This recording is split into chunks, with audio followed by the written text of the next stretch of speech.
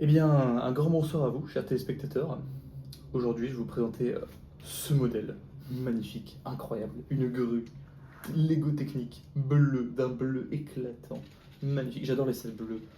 J'ai commandé un avion, vous savez, l'avion cargo, le bleu et blanc là. Bah, lui, c'est un peu l'inverse. Lui, il est plus bleu que blanc, alors que l'avion, il est plus blanc que bleu. Mais et bah, j'adore la couleur, cette couleur est trop bien. Donc, c'est une grue. Alors, je sais pas comment on appelle ça en français, vraiment, une grue de cette forme-là. C'est pas une grue qui s'étend ou des trucs comme ça, c'est une grue avec des câbles. C'est trop bien les câbles, j'adore les câbles chez Lego. C'est trop cool d'avoir une ficelle qui tourne. Qu'est-ce que c'est le numéro du set? C'est 42042. Je m'en souviens parce que c'est juste avant 42043, le Mercedes-Benz Arox, qui est sûrement le meilleur set Lego technique de l'histoire. Je l'ai chez moi, alors je suis pas chez moi, donc je le montrerai plus tard dans le futur. Mais il est génial, il est trop bien, il est incroyable. Et donc lui, eh ben, il est incroyable aussi.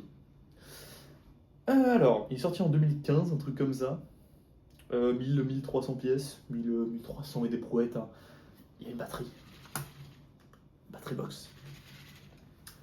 Et donc, bah, je vais vous le présenter. Alors, je vais peut-être le présenter dans l'autre sens, comme ça vous voyez la cabine. Ah, il est plus joli de ce côté-là. Parce que si sinon vous avez juste. Alors, c'est assez sympa, il y a une petite échelle. Vous voyez une petite échelle là, qu'on peut monter en haut. Et après, vous pouvez même marcher ici. Vous pouvez activer le levier carrément comme ça. Vous voyez, les gens sur la grue sont comme ça avec le levier, évidemment. Alors, les fonctions manuelles peut-être d'abord. Parce que, quoique je vais faire les fonctions avec le moteur, parce que au cas où qu'elle marche pas, parce que quand je l'ai construit, j'ai voulu le tester un peu, le pousser à bout. Et il se trouve que je l'ai poussé un peu trop à bout, du coup le moteur il a du mal il a tendance à ne pas démarrer. C'est un peu relou, mais ça arrive. Je pense qu'il a surchauffé un peu. Parce qu'en fait j'ai essayé d'accrocher des. Oula, ce qu'on voit. J'ai essayé d'accrocher du poids ici, parce que le grappin il accroche vraiment. Et j'ai essayé de soulever avec le bras bien descendu, pour qu'il y ait un bon effet de levier, et que ce soit bien dur. Et c'était un peu trop dur. Donc, oh d'ailleurs j'avais pas remarqué. Ah, il y a quelque chose dans la cabine. Non, sale bête. Il y a U. J'ai tout cassé. C'est une pièce, vous voyez, les machines où tu presses une pièce de 5 centimes. J'ai fait ça au musée du fromage à Amsterdam, c'est génial. Si vous passez à Amsterdam, allez au musée du fromage, vous pouvez goûter du fromage gratuitement. C'est trop bien. Bref, voilà voilou. Alors, donc, ce modèle, incroyable, j'ai dit quoi, 1300 pièces et quelques, un truc comme ça, sorti en 2015. Un très beau bleu, moi je l'adore. Alors de base, quand vous le construisez, il n'y a pas cette section-là. Là. Le bras, il est plus court. J'aurais peut-être dû le faire plus court, comme ça le moteur n'aurait pas cramé. Hmm. Un peu trop tard pour réfléchir. Bref. Donc, il y a 4 leviers. Chaque levier, c'est une fonction. Et quand vous bougez dans un sens, la fonction va dans un sens. Dans l'autre sens, évidemment. Alors, vous pouvez évidemment le tourner à vide. Il est assez grand. Et vous pouvez le faire rouler à vide, mais comme c'est les chenilles électrotechniques, bah ça roule pas très bien sur le bois. En fait, ça glisse. C'est un aéroglisseur. Fonction. Moteur. On va prier. Le moteur marche. Alors, ce moteur, qu'est-ce qu'il peut faire? De un, il peut baisser ça. Je vais vous montrer. Ah non, ça monte. Oh, il peut baisser. En fait, je sais pas si vous voyez, je vais vous montrer après. Voilà, vous pouvez le baisser et le monter, hein, évidemment. Jusque là, tout va bien.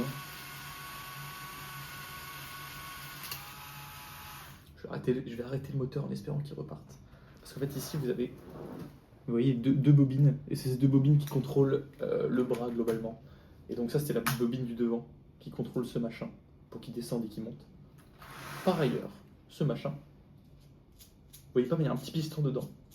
En fait, les petits pistons, je les adore, il y en a partout. Dans le set que je vous ai présenté la dernière fois, le 42082, et il y en avait 4. 4, c'est trop bien. En fait, vous savez, les petits pistons Lego Technique, là, ils sont incroyables, je les adore. J'aime bien quand il y en a plein dans un set parce que je les trouve tellement pratiques. Et donc, vous pouvez ouvrir ça, et vous pouvez accrocher. Je sais pas, moi, n'importe quoi, j'arrive. Hop, hop. Ah non, vous me voyez toujours. Je crois que c'est peut-être un peu trop gros. Euh... Alors. Ah, ça va être trop gros, bref. Il accroche des trucs, c'est génial. Modèle. Ensuite, deuxième fonction du bras.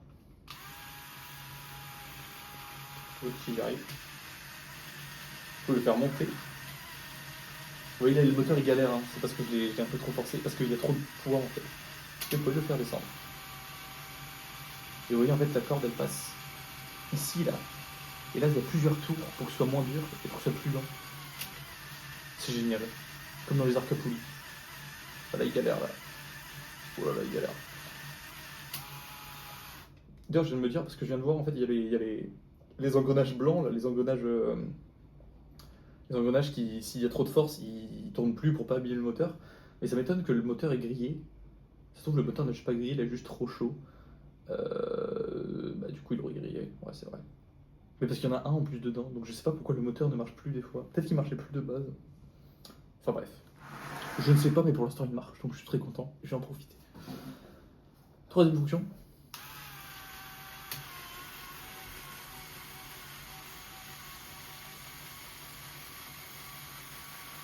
On va le laisser faire un tour, moi j'adore, c'est trop bien.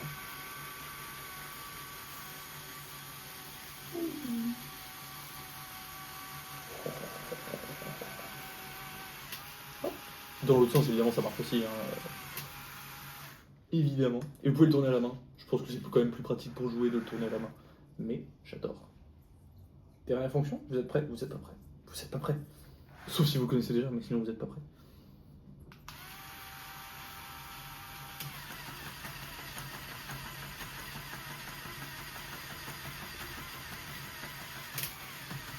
Look at her go.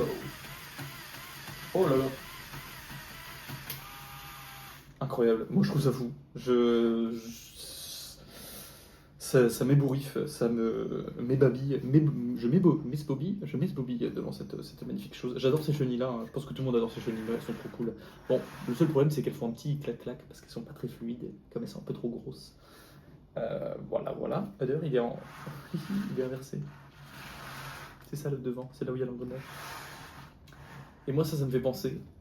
Ces chenilles-là, en fait, tout ce truc-là, globalement, me fait penser au set 8043. Vous savez, la grosse grue télécommandée jaune qui fait. Incroyable, je l'ai commandée, elle arrive, elle est trop bien, je vais la construire, je suis tellement heureux. Qui coûte une blinde d'ailleurs, parce que. Parce que c'est Lego Technique et que c'était mieux avant. Comme le football, c'était mieux avant. Mais bref. Donc, en parlant de prix, ce set, je l'ai eu pour 90 €. Si vous le voulez neuf, c'est 300 balles hein, ou 200 balles. Trouvez-le sur eBay, il coûte moins cher. Il est un peu rare quand même, je trouve qu'il y en a moins que ce que j'aurais pensé. Mais ça se trouve, ça se construit très bien, c'est génial. Moi je trouve qu'il est très beau à afficher dans une étagère, etc. Et je trouve que aussi, si vous voulez faire des grues quoi, des grues, il y a des ficelles, il y a plein de barres de 15. Ça c'est des barres de 15 ça. Des barres de 15 bleues, incroyables. Il y a un petit piston, il y a de la ficelle, il y a des chenilles, il y a plein d'engrenages là-dedans. En fait, le boîte de vitesse elle est énorme. Il est trop bien. Vous n'avez pas vu la meilleure fonction. Ah là là, ça doit faire des surprises. Et d'ailleurs, on peut bouger les petits leviers dedans, parce que faut pas déconner quand même. Et donc voilà, ça tient. Alors ça se bouge à la main, hein, c'est pas motorisé évidemment. Mais c'est pour que le conducteur puisse regarder ce qu'il fait sur sa grue. Ou pas, je sais pas en fait, parce que je suis pas vraiment conducteur de grue. Les gens qui conduisent des grues le sauront. Mais bref, voilà, voilà. Je crois que c'était un peu tout. Je sais pas si j'ai d'autres choses à dire. Ouais, achetez-le, il est trop bien. Voilà. Bisous, bisous.